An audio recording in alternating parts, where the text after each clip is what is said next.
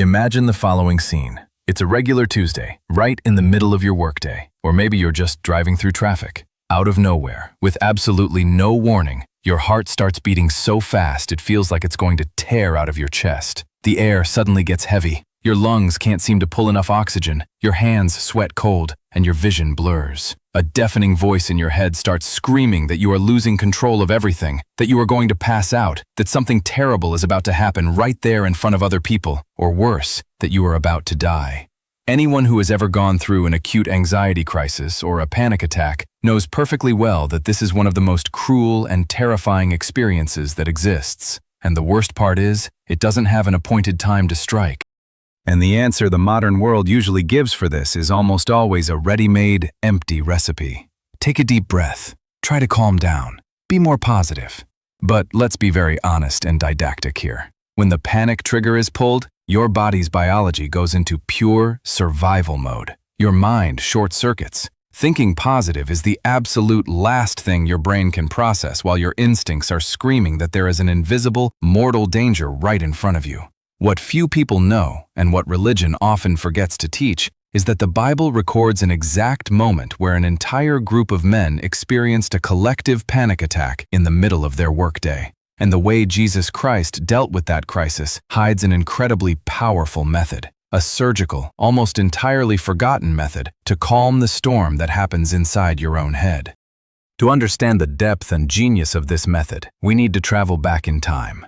Imagine a small wooden boat rocking in the middle of the Sea of Galilee. The biblical text tells us that Jesus had spent the whole day teaching. At a certain point, he told his disciples to get into the boat and cross to the other side of the lake. Pay close attention to this crucial detail. Everything seemed perfectly normal and under control. Several of those men were extremely experienced fishermen. That was their daily routine. They knew every wave, every wind shift, and every danger of those waters. But suddenly and violently, the scenario changed. A brutal storm rose with inexplicable fury. The waves began to crash with such force that water flooded the boat, and it began to sink rapidly. Those men weren't inexperienced sailors. They knew how to handle common problems at sea. But this was way beyond their control. And that is exactly what anxiety does to you. It takes your intelligence, your life experience, your maturity, and simply throws it in the trash. When panic truly hits, it doesn't matter how strong or prepared you are in your daily life. Fear paralyzes you and makes you believe that the boat of your life is going to sink tragically. The disciples went into absolute despair. Their minds simply broke. They started screaming over the piercing wind, trying to find a way out in the middle of the chaos. And in the middle of all this deafening noise, where was Jesus? The text says that he was in the back of the boat, lying on a pillow, sleeping. That's right, sleeping. And his reaction upon opening his eyes is exactly what will teach you to turn off the engine of your anxiety today. The Bible says that at the height of despair, with the boat nearly sinking, the disciples went to Jesus and woke him up screaming, asking if he didn't care that they were going to die. His reaction to this collective panic attack is one of the most powerful psychological lessons of all time. He didn't stand up in despair. He didn't grab a bucket to bail out water. And he didn't try to help the fishermen with the sails. The first thing he did was demonstrate absolute internal mastery over external chaos. The text says that Jesus stood up, looked at the wind and the furious sea, and said only 2 words. Calm down. Be quiet. And the exact moment those words came out of Jesus' mouth, the wind stopped immediately. The gigantic waves vanished. The sea, which a second ago looked like a monster ready to swallow that small boat, suddenly became completely smooth, in absolute calmness. The storm didn't die down gradually. It was turned off all at once, as if someone had cut the power to the chaos. The disciples, who before were screaming in terror and sweating cold, were now in shock. The silence that took over that lake was even more impressive than the noise of the storm. And this is where we need to apply this forgotten method to our own lives and our mental health. When anxiety attacks, when the storm rises in your mind, your first reaction is almost always to try to fix the world around you. You try to adjust the sails of your boat. You try to bail out the water with a bucket. You try to control the situations and the people around you. The problem is that the true source of the anxiety storm is not on the outside. It is inside your own head, and you will never be able to control the entire ocean with your own hands. What Jesus did in that boat was show us that true peace doesn't come from controlling the storm, but from having authority over it. Do you realize that Jesus didn't talk to the disciples before calming the sea? He didn't give a moral sermon while the boat was sinking. He solved the root of the problem first. He cut the chaos at its core. Jesus used his voice, loaded with authority, to give a direct order to the storm. And that is the exact same authority he placed inside of you through his word. The Bible teaches that anxiety is not just a chemical reaction in your body, but often it's an attempt to carry burdens that you were not designed to carry. It's your brain trying to be God, trying to predict and control a future that does not belong to you. But how can you use this method today? How can you give the order for your own mind to calm down when everything around you seems to be falling apart? The answer is not in empty motivational phrases, but in a profound reconfiguration of how you view your problems and God himself. If you want to understand how to shield your mind once and for all, the next step of this story will reveal the great secret of Jesus' unshakable faith. What happened right after the storm stopped is by far the most ignored and revealing part of this whole story. Picture the scene. The water became smooth as a mirror. The wind completely vanished. The disciples were still trembling, clothes soaked, hearts racing, looking at Jesus with a mixture of relief and pure terror. And it was exactly in that absolute silence that Jesus looked deep into the eyes of those men and asked the question that will change your life today. He didn't ask why they didn't use the buckets. He didn't ask why they didn't adjust the ropes. The question was simple, short, and direct. Where is your faith? Stop for a second and reflect on the depth of this. Jesus wasn't scolding them for feeling real fear of a real storm. The boat was actually going to sink. The water was real. The wind was real. The danger was biological, physical, and immediate.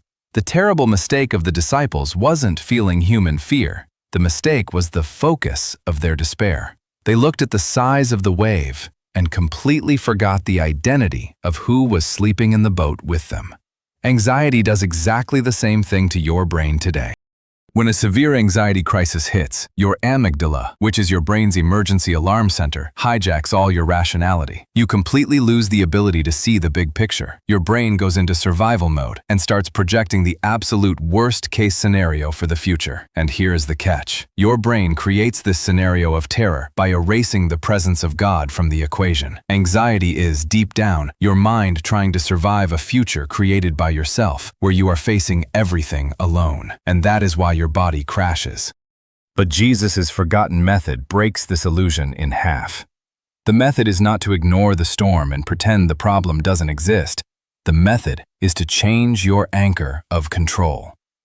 When the air runs out, when your heart races and your mind starts to whisper that you are going to lose everything, you need to stop trying to empty the boat.